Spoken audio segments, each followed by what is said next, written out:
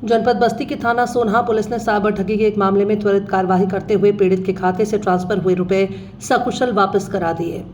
मिली जानकारी के अनुसार थाना सोनहा क्षेत्र के बनरही जंगल निवासी सुदीप पुत्र परशुराम की फेसबुक आईडी हैक कर अज्ञात व्यक्ति द्वारा उनके खाते से 8,201 ट्रांसफर कर लिए गए थे। इस संबंध में पीड़ित द्वारा एनसीआरपी पोर्टल पर शिकायत दर्ज कराई गई। शिकायत प्राप्त होते ही थाना सोनहा की साइबर सेल टीम ने सक्रियता दिखाते हुए आवश्यक विधिक कार्यवाही शुरू की और संबंधित खातों को ट्रैक कर धनराशि को होल्ड करवा दिया। इसके बाद पूरी रकम 8,201 पीड़ित के खाते में वापस करा दी गई। पुलिस टीम में थाना अध्यक्ष सोनहा महेश सिंह, कांस्टेबल शेषनाथ यादव, कांस्टेबल राजंसी वर्मा शामिल रहे। पुलिस की इस तत्पर कार्यवाही से पीड़ित ने राहत की सांस ली है और टीम का आभार जताया। पुलिस ने आमजन से अपील की है किसी भी प्रकार की साइबर ठगी होने पर तुरंत एनसीआरपी पोर्टल या नजदीकी थाने में शिकायत दर्ज कराएं।